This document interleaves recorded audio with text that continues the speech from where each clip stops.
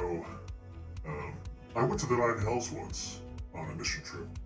How, Um, how did how did that work out for you? no, it was nice, going and seeing the damned, seeing the looks in their eyes, and knowing that I was making a difference for the worse. Really felt great. Really What felt did something special. what did you do for him? I mean, did you go there and like stare at him? Did you paint a No, church? no. I was the coals guy. I was the coal runner because they have the cages that they strap them around to, and you got to keep them hot. Yeah, it's small work. I was basically a runner, but it's all about getting your foot in the door. Helps some other demon get the load off, and it makes you look better in the process. I get it. Exactly. Okay, is this thing live? Is this thing on? Okay. All right. I'm a little nervous. I'm not gonna lie. You'll be fine, boss. Half as bad as you normally are. Half as bad. Half as bad. Thanks, Gobbie. That means a lot coming from you. I'm not Gobbie, but thank you. Hilarious.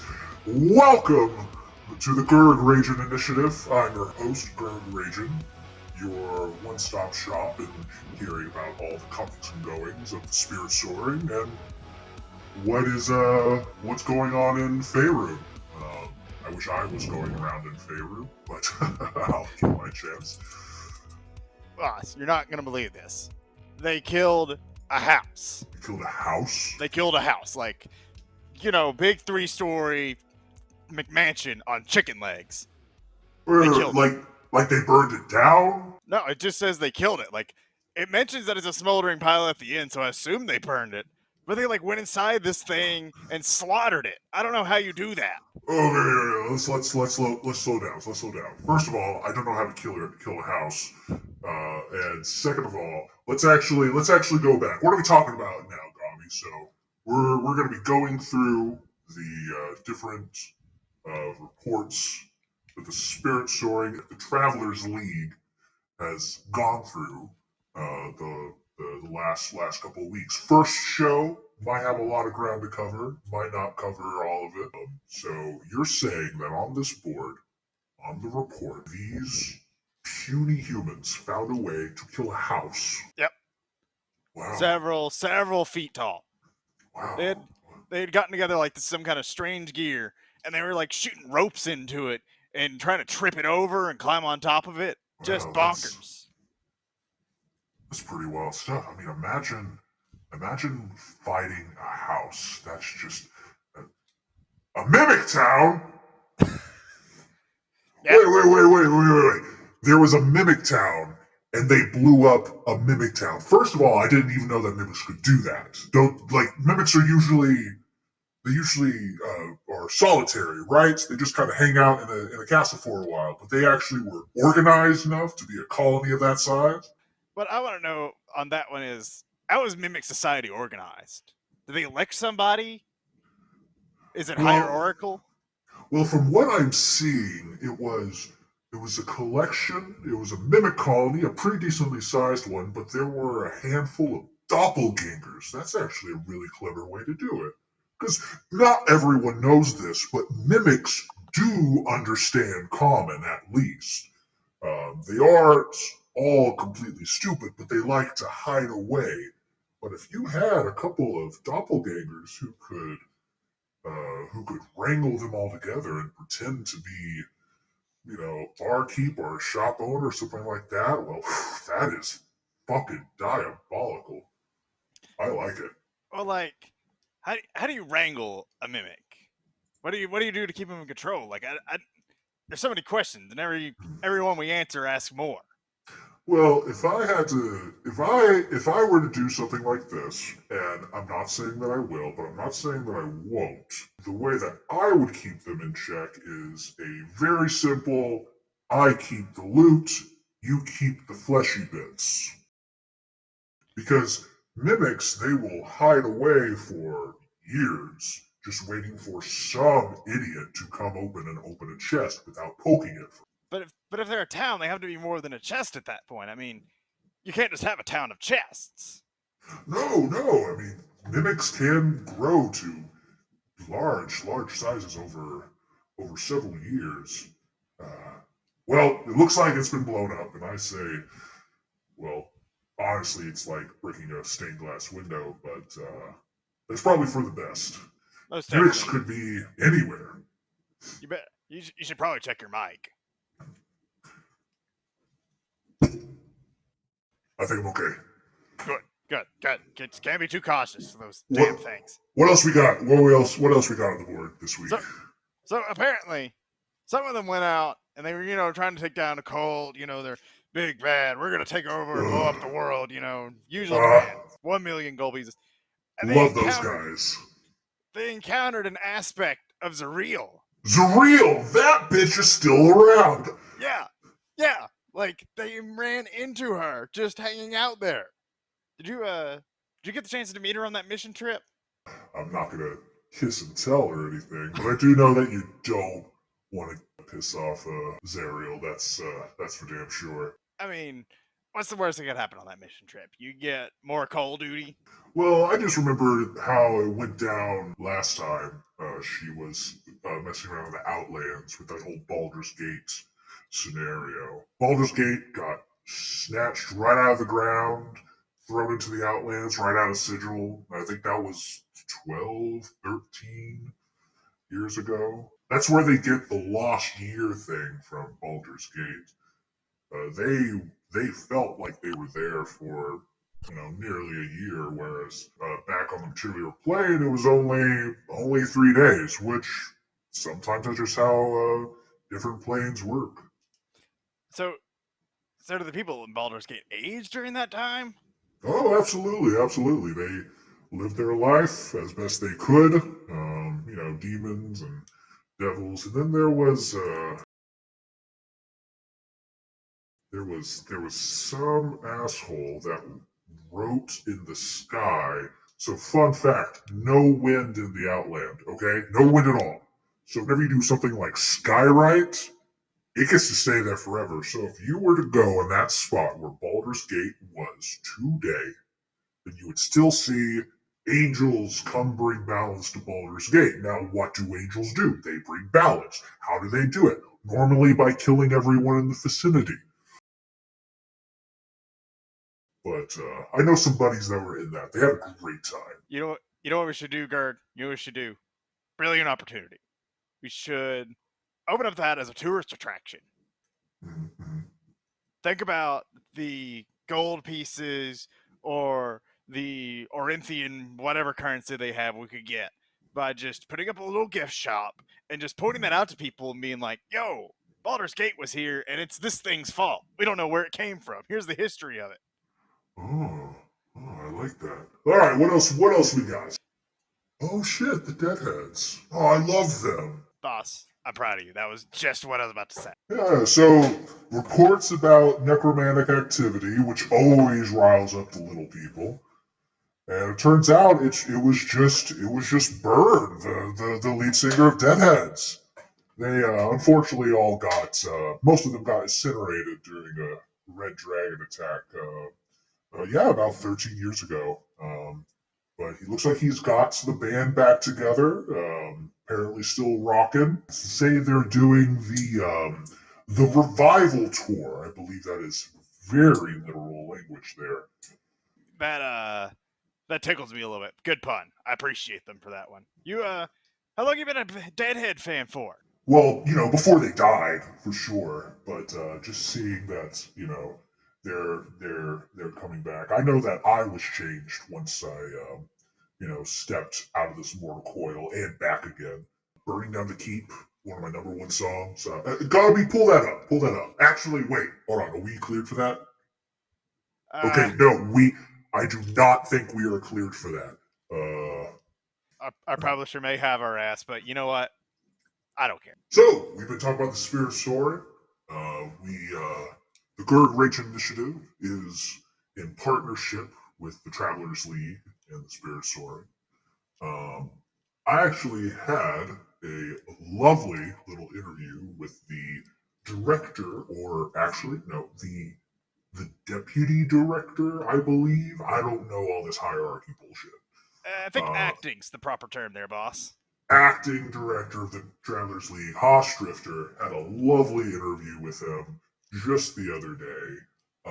We're actually going to cut to that real quick, and where we talk about what it's like to be an adventurer these days, a little bit about him, and the sort of things that the Travelers League gets up to.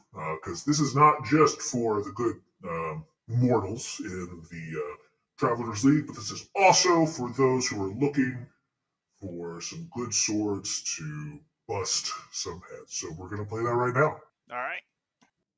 Hi, welcome back to the Gurg Ragin experience. I'm your host, Gurg Ragin. Today, I am joined by one Haas Drifter, director of the Travelers League. Haas, thanks so much for being our first guest. Thank you? What is going on here? Don't worry about it. If I talk about it too much, I'm pretty sure my head will explode. Okay. So, Right. Haas Drifter, Yeah. tell us a little bit about yourself. What does the world and me not know about Haas Drifter? Well, I mean, there's a lot. I've been alive for a long time, but the high points are I'm made of metal, which is interesting, and I run a group of sometimes damn near suicidal adventurers up in the mountains. Now, whenever you say adventurers, is this more of a mercenary group? Do you help stray cats out of trees, or is this more of a save the world type crew? Well, I mean, it's the little things, right, that save the world in the end of the day. It's not the big heroic acts on the mountain. It's the helping the little people. I know all about the little people. Yeah? What do you know about the little people? I know that their bones are brittle. All right. So the spirit soaring is the base of operations for this Travelers League. Let's go into that a little bit more. What sort of services does the Travelers League provide to the good people of the material plane? Well, we start out by having this keep out in the middle of nowhere. We have it there because it's purely a defensible position. You know, high up in the mountains, nobody's gonna come bother you. Oh, yes. Very So good. what we do is we help people who pay us money in exchange for said help. That's how this typical thing goes. You know, we put jobs up on the board, and then our travelers go out and exercise these missions. They can be anything from, you know, helping stray cats cross the road, settling a bakery incident, or they could be, hey, this cult has been raised to bring this god back. Stop them from doing that because that would be very uncool. Well, that's all subjective. Depends on the god. Well, yeah. Let's say hypothetically, there was an opposite sort of motivation. Could a cult hire you to help bring back a god? Well, you see, we've done that one time and it didn't work out for us, so we have a strict no helping cults policy. A little close-minded. Not all cults, I say, but Well, you know, it's more of that, not that we don't like cults. We just prefer that cults be a little bit more established before we throw our ring in behind them. You know what I mean? You gotta have your foot in the door, a couple years experience, a couple of employees, and then we'll talk. Any particular fun jobs that have come across your board recently, and anything you'd like to say about how your team handled it? This is really a place for you to tell to all our listeners out there the good or bad things your team can do. Well, there was that blacksmith that we have in our courtyard. he decided that somebody needed to die, and so he gathered up about 6 or 7 of our best travelers. I'm going to put best in the air quotes here, because that's what he said. That's not what I said. And they went to go kill a leader of a country because he apparently was a bad guy. If you got it, flaunt it, am I right? I mean, you know it, right? If we got the power to move and shake the countries of Faerun, we're going to use it, right? Absolutely. I wish I could move and shake Faerun a little bit, if you know what I mean. Yeah. So, Haas, you said that you've been alive for quite a while, been in the profession of an adventurer for quite a while. Do you feel that something about that job title has changed over the last couple of centuries? You know, is the rags to riches, slay the dragon, gold rush died down? You know, can a sword or some spells really lift someone up above their born's lowly station? How do you feel that you can fit into the modern world? Well, the world is changing rapidly around us. At any given moment, things can go sideways.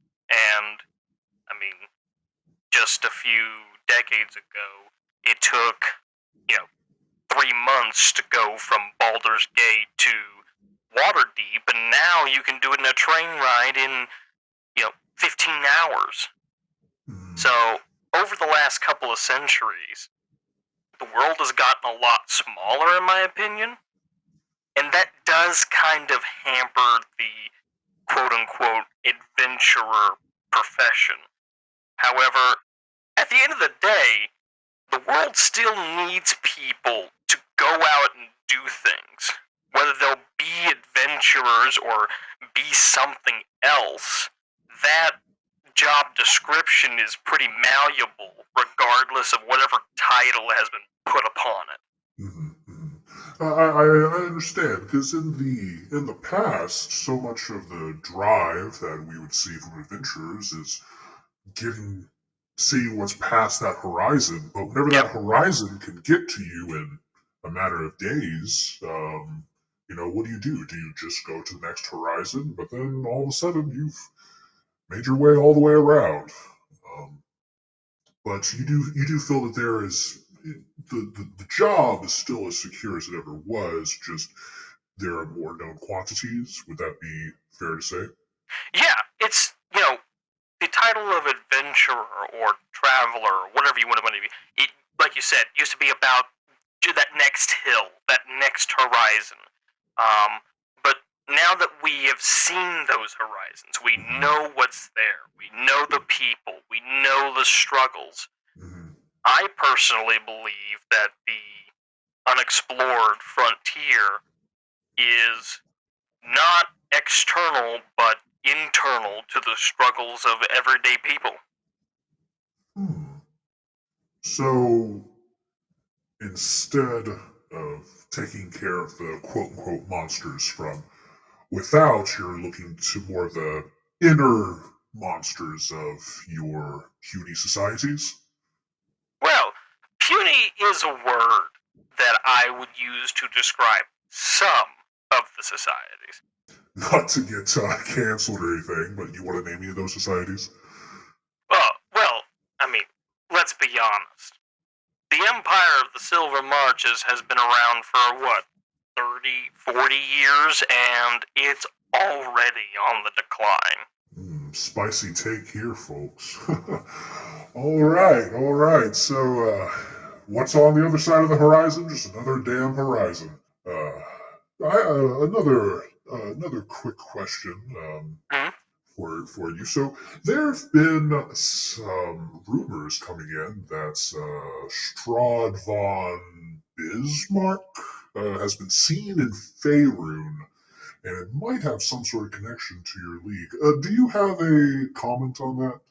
Well, I don't know a Strahd von Bismarck, so I can't comment on him in particular. But when it comes to outsiders coming into the world of Toril, and more specifically Faerun, we like to keep things like that a bit close to our chest until we have more actionable information. We don't want rumor and speculation to spin out of control and get away from us to where we can't properly assess the situation. Too many hands in the pot, if you know what I mean. I understand. I know all about outsiders getting into Faerun. Well, Mr. Drifter, unless there is anything else you'd like to say to our listeners out there, do you have anything else? Well, I mean, I know it looks like from the outside that there is just way too much going on. It just seems like the world has been ending every 5 years for the past 1,000 years. And in some cases, people are right. Oh, we're trying. Go on. Oh, that's not concerning at all. But at the same time, we have such a dynamic world that is living and breathing all around us. And so, yeah, it's going to look like there's a billion different things going on, but that's because there's a billion different people going on. And being able to participate in that achievement of life and achievement of civilization is probably one of the best gifts that any of your listeners could ever hope to realize. Heard it here first, folks. Too many people in Faerun. Could not agree more. That'll be all the time we have for you today, Mr. Drifter. I hope to see you again, and I hope to see Greengar Stout Bottom again real soon. So thank you very much. Thank you. Thank you. That was great. That was great. That was great. Great guy. Made of metal, actually, which was a surprise to me walking in. But, obviously I'm not going to let that bother me. Like a suit of armor made of metal? No. Like made of metal, little glowing eyes. It was actually really neat. Really, really nifty. I prefer having flesh and tearing flesh myself. But hey, different strokes. Ain't that right, Gobbie? Oh, whatever satisfies you, but I'm not Gobbie. You're such a kidder. So let's get on to our mailbag. I think we have a letter coming in from the material plane. What do you got for us? What do you got for us, Gobbie? All right. Let's see here. All right, we have a letter from Mr. Earthos of what looks like Coromir. All right. What does Mr. Cormier have to say? Mr. Coromir writes, in recent weeks, it appears that my wife has been going out with more and more of these purple dragon knights, and I'm not sure if I like her what she's doing or not. How would you handle this, Gurg? Oh, well, if I assume that the worry is that your wife might be spending some inappropriate time with some dragon knights. So there's clearly something that she is lacking, that she feels she is lacking in the relationship. Now, there are two ways that you can fix this situation. You need to show her that you are just as strong as these dragon knights, and that can be by joining them, or how I would probably handle it. I feel like the most direct route is, whenever she comes home, just have one of their heads on the table. I mean, that shows initiative. That shows that you are attentive. And that shows that you are strong, and every wife wants a strong warrior in her bed. That sounds kind of brutal, boss. Well, I mean, all's fair, love and war. Am I right, Gobbie? You know what? Full fairness, boss. I get it. All right, our next one comes from. This looks like a Mr. Demon Eye. He writes in and he Like it says, already. "Oh yeah, real edgelord sounding like this one." He says, "Mr. Gurg, I live in a town deep within the Silver Marches called Nesme. Yes, mate. All right. Currently, I haven't been huge on their viewpoints of view towards magic users, but I don't feel like there's a good way to can talk about it with people amongst, it's an issue. What would you do to handle this situation? You think I should move?" I say that if you love your home and you think there needs to be change, be the change you want to see. If you feel that you cannot freely talk about magic or magic users, force them to talk about magic and magic users. It's not that difficult to simulate the effects of a fireball, and then that will get the conversation rolling. So, are you suggesting he almost be framed as a magic user? He wants to be framed as a magic user. No, you Well, said that's Oh well, if he wants to view himself as a magic user, then he needs to become a magic user and blow up anyone who says otherwise. brutal. Mhm, mhm, mhm. All right. Do you have one? I think we have time for one more copy. All right. Last one comes from Mr. Thomas, who lives pretty close to the spirit soaring, and he writes in and he says, "All right, in recent weeks, I've looked up in the mountains at night and I've seen bright flashes of lights, explosions, fireballs, and I'm worried that there may be a nearby volcano coming in. Should I pack up my house and leave? Should I be worried about these issues?" Signed, Thomas. Well, Thomas. All right. All right, Thomas. Let's just say, for the sake of argument, that there is a volcano up there. And let's just say that the magma flow from that volcano continues to encroach further and further um, down the mountain by, let's say, this is hard. Sorry, this isn't going to work. It's not going to work that way. Okay, what is that? I just have to cut that. 19. All right, let me think. What do I just call him a beta? Call him a what? Like a fish? Okay.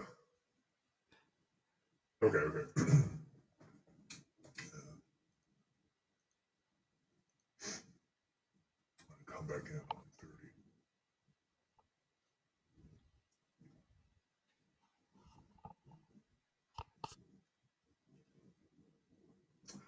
Thomas, after having spoken one-on-one with Hosdrifter, I can assure you that there is no concern of what is going on top of the spirit soaring involving the League. Everything is fine. Everything is perfectly fine. You have nothing to worry about. And if you did have something to worry about, basically, if things go south too quickly, you really won't have time to worry about it. So I would take that as a comfort. Basically, what I'm saying is, what are you going to do about it, Tommy? What are you going to do about it? Well, that's our show. I've been Gurg Ragin. This is the Gurg Ragin Initiative. I'm your host and my co-host, Gobbie. That's not my name. Hilarious. Remember to smash that subscribe glyph. And if you want us to read your letters, send them to gurgragin@gmail.com. That's GURGRAGIN at gmail.com. I don't know what that last one means. It's the only way to make the spell work.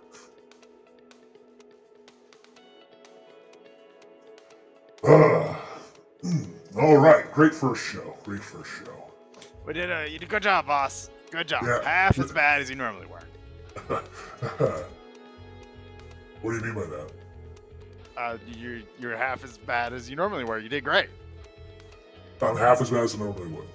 Yep. So you're saying that I'm normally bad? No, You're not saying, at all. You're saying, are you sure that's not what you're saying? No, boss, I promise. That's not No, what no, I'm saying. oh yeah. I'm just kidding with you. Come here, you little scamp. I'm gonna just give it a little noogie.